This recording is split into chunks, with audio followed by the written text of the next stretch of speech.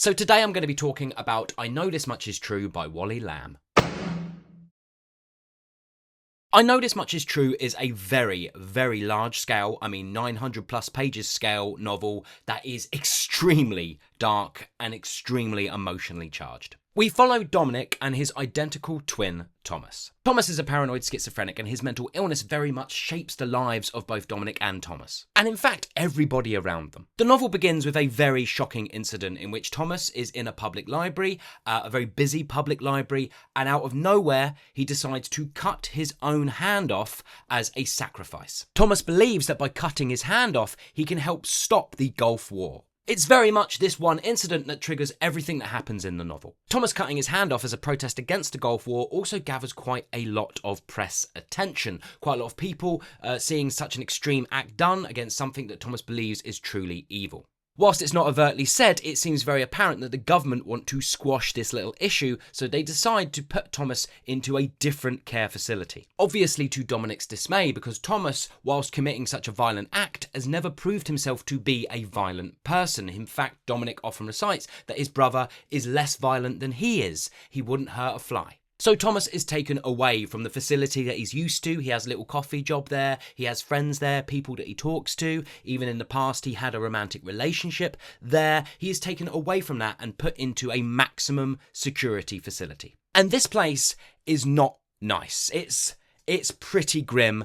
Thomas knows this, Dominic knows this, and Dominic is trying to do everything in his power to get his brother out of there. It very quickly becomes apparent that Dominic is going to find it very hard to get his brother out of this facility. He has 15 days to be evaluated, and then after the 15 days, a board will determine whether he has to stay there for a further year. In come Dr. Patel. Dr. Patel is Thomas's psychiatrist, but she is also, in a way, Dominic's. She believes that by talking to Dominic and unpacking their family history, she can get insight into what might have caused or what might trigger Thomas and his episodes. And then that is the rest of the novel, as it skips backwards and forwards between stories of Dominic's life, of growing up with his brother, of his mum, of his stepdad, never knowing his dad, all of his trauma, his wife, his ex-wife, the loss of his child. All of these things are sort of unpacked in these kind of flashbacks, meetings with Dr. Patel, whilst we also keep skipping to the present in Dominic's sort of agency to try and get his brother out. And there is a lot of secrets and there is a lot of trauma within the family history. Dominic's granddad was an immigrant from Italy. He came over with his brothers and he ends up finding more out about his family through a kind of manuscript that his grandfather wrote in Italian, and he has to get translated. And towards the latter part of the novel, we get quite lengthy sections of this manuscript in which we enter into the granddad's sort of perspective and find out his experiences of moving to America. And again, it all layers into this kind of passing down of sort of a cursed, traumatic experience that sort of layers its way throughout the family history. Ultimately, I Know This Much Is True is about the weight of responsibility. It's about the complexity of love between twin siblings and the very long and epic journey towards forgiveness and acceptance. Structure time. Well, quite simply, the novel is completely told through the first-person perspective of Dominic. And I've already kind of mentioned this, but I'll say it again for simplicity's sake. It is a non-linear structure in which we keep jumping from the present back to the past and to historical documents that sort of illuminate things that have happened in the present and also the past. The pace of this novel is slow, but it is deliberately slow. It is also extremely, extremely dark. There is very little light. However, it all works in the novel's favour, mostly. It's themage time. So we are looking at mental health and caregiving. We're looking at trauma and inheritance. We have identity, and especially towards the idea of siblings and twin siblings. We're looking at forgiveness and healing. We're exploring family secrets. And finally, the big hitters, grief and love. Character time. So first off, we have Dominic. He is the narrator of this novel. He carries a lot of guilt about his brother Thomas, why he inherited this mental illness and he didn't. He also carries a lot of resentment towards his stepfather Ray, who wasn't the nicest of people. He's also harbouring a lot of grief for his daughter and confusion about his biological father. A biological father who he has never met, doesn't know who he is, his mother refused to tell him. Next up we have Thomas. Thomas is, of course, if you haven't figured it out by now, Dominic's identical twin. Thomas is a very gentle and very, very vulnerable human being. And his vulnerability actually opens up a lot of the issues, huge issues, within the medical health system at that time. And it's only just occurred to me now that I haven't mentioned at all when this novel is set. It's set in the late 80s to early 90s, and I believe it was written in the mid 90s to late 90s. Next up, we have Dr. Patel. She's Thomas's psychiatrist, but she also ends up becoming Dominic's as well. I really loved Patel as a character. She is quite straight-laced. She just says things like they are. She's really blunt. She's really to the point, but she is just so crucial to Dominic's kind of understanding of his trauma and his past. Next up, we have Ray, who is Thomas's and Dominic's stepfather. Whilst growing up, he was a very strict and at times could be an extremely violent person.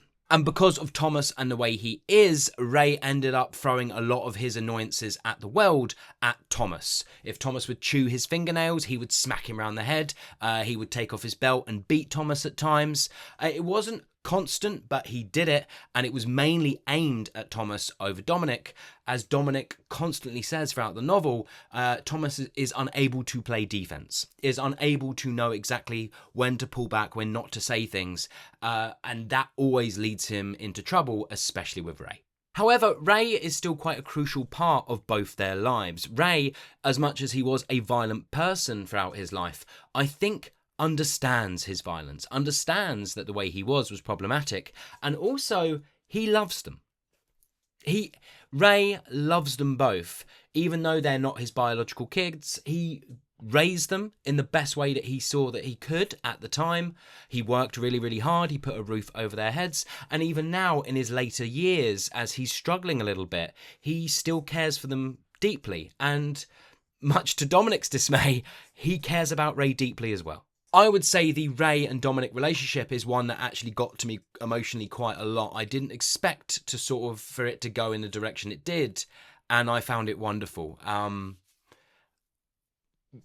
Anyway, just that relationship between the two of them and where it went and how it grew, I thought was just stunning. Next up, we have Dessa, who's Dominic's ex-wife. She is Dominic's soulmate. They are perfect together. Everybody around them thought that they would just last and see the test of time.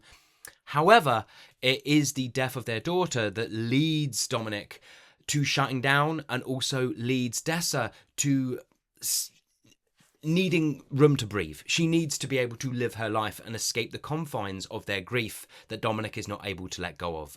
And she still loves Dominic greatly, but she had to move on with her life. Otherwise, the grief was going to swallow her too.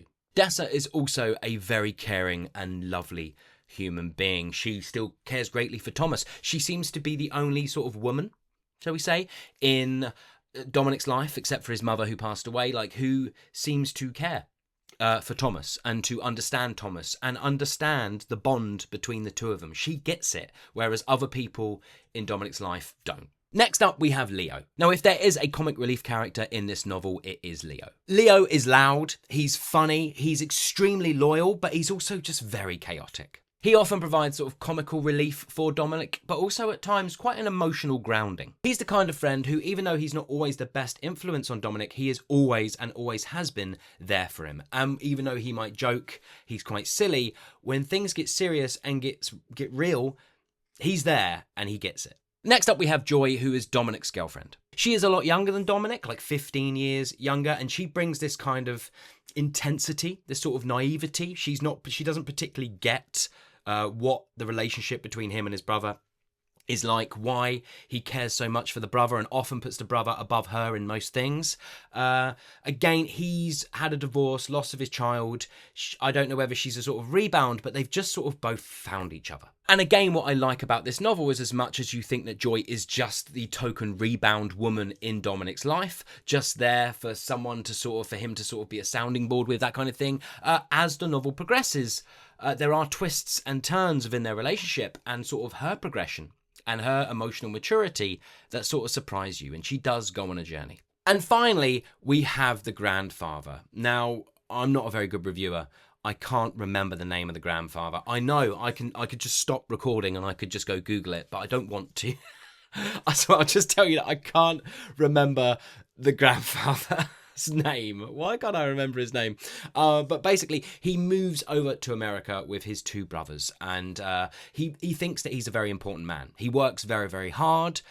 He's very tight with his money. He's not a very nice person at all, and seems to think that he is very, very important. So important that he gets someone in to transcribe his life story to. And Dominic tries to translate this from Italian and to give it to his mother before she passes away, as she is ill with cancer. Unfortunately, she dies before the manuscript can get finished, and it's not until later in the novel that the manuscript gets dumped, finished, back on his lap, and he starts diving into his family history. But it's probably for the best that the mum never got to read this manuscript, because it really highlights just what a horrible, abhorrent man the grandfather was.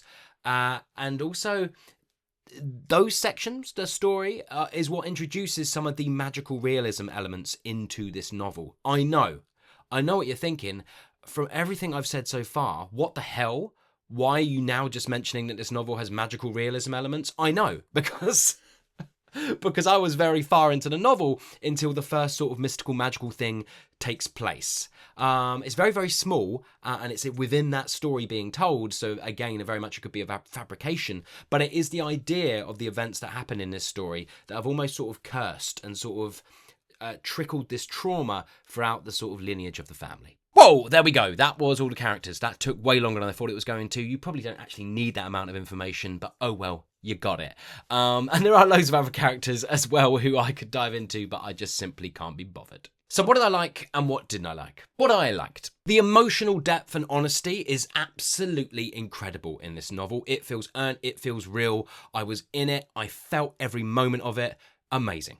Dominic and Thomas are exceptionally well drawn and complex characters. In fact, all of the cast are complex and well layered. Some obviously get a bit more time than others, but overall, I would say that my journey with every single character didn't really go the way I thought it would. They are just amazing. Of course, it is 900 pages long, and if they weren't, we'd have an issue. I found the scope of this novel to be hugely ambitious and just absolutely epic in what it is doing narratively and emotionally, and it does it. It hits the nail on the head for me all the way through. I thought the mental health storyline was handled beautifully. It felt incredibly humane and was very exposing of the issues with the mental health system at that time. I thought that the intergenerational storytelling that is taking place just made this novel so rich. It was great. I also felt like, except for the very end of this novel, it was incredibly morally complex and offered no real easy answers in a lot of the scenarios we're presented with. I thought it just handled that well all the way through until the ending, but I'll get into that later. I really enjoyed the sense of place within this novel. I thought it was very, very vivid, but also really, really grounded in where we were. Just handled extremely well. I thought that the way that this novel handled its themes, in the sort of blend of the narrative at play and the build of the characters all together, was just incredible. I just absolutely loved it. Now, again, it's got 900 pages to do that, but it does everything I love from a good novel. Like, I love novels that are really complex, have really layered characters, or have something to say politically, but also have a narrative that is incredibly interesting and keeps me turning the page. And this novel had all of that. It's amazing. What didn't I like? Only two things. This novel is extremely similar to The Prince of Tides, which is another novel that was written in the 90s that I reviewed. It was the last book I reviewed. I actually stumbled upon this book because I was Googling novels that are very, very similar to The Prince of Tides, and this one kept popping up. However, the difference between The Prince of Tides and this novel is that The Prince of Tides has a lot more light within its dark areas. It is a dark novel, but overall, there is more warmth and comedy and hope, I would say, to be found throughout The Prince of Tides. This novel at times is just so dark. It felt like A Little Life kind of dark. In fact, even in moments, as much as the events that happen in the novel A Little Life are darker, much darker than the events that happen in this novel, the general tone of this actually felt more relentless at times than A Little Life. A Little Life still has a lot of hope, a lot of light within it. So my one complaint would be that it's just too dark. Now, there are like mini small tiny moments of sort of like light and laughter that come into this novel and enrich it a little bit. Otherwise, I think I would have totally just been done with it. So they are in there, but they're just very small. Everything is pretty bleak. Everything is pretty dark. And just to let you know that I don't think this damages my overall view of this novel. It is deliberately this way. But I will say, from a personal point of view, I think I prefer novels that just have a bit more of a blend of the kind of the lighter shades in there. Now, I said I only had 2 negatives, but in fact I do have 3. But the third is very, very small, but it's the magical realism stuff. Now, the magical realism stuff in this novel does take place within the story that is being told by the grandfather. The grandfather is very grandiose, he thinks he's very important, and it wouldn't be unlike him to sort of blame some of his ways, the ways that he is, on kind of mystical, magical elements. But however, you know, when you're 800 pages into a novel that is so human, it is so naturalistic and dark and gritty, to then all of a sudden just be hit with this kind of magical realism stuff, I found that a little bit jarring. I don't know if it particularly improves the novel either. So for me, it's a little bit of a negative. And my next negative, is in fact a spoiler. So I'm going to put a little timestamp up on the screen somewhere now. Please skip to that. This is only going to be very small, but this is a spoiler. So please skip to that if you don't want to know. Okay, so my spoiler negative is this. This is a very dark novel. However, it has an extremely, extremely hopeful ending, which everything turns out beautifully. Like, everything in the end, I mean, there is tragedy, there is darkness within that ending, but everything really, as far as Dominic is concerned, just magically turns out the way that he's always dreamed of. And for a novel that is so based within the grey area of everything, the morality of it, the kind of the way it plays out for so many pages, for it to all get tied up in a nice sort of bow at the end, as much as I needed it, as much as I wanted it as a reader, as much as I was like, oh yes, thank God, oh brilliant, oh some nice things happening, and there was all this hope at the end. It's almost like all of the light of this novel was reserved for the last 10 pages, you know, kind of, and it leaves you with this feeling of like, oh yes, oh that's brilliant, oh everything ended up amazingly for him, that's amazing. But that's not really how life works out, I don't think, or at least not as beautifully as this novel sort of ties off, with all the things being like, oh, they ended up with this in the end, he ended up with this person in the end, this, you know, all these things.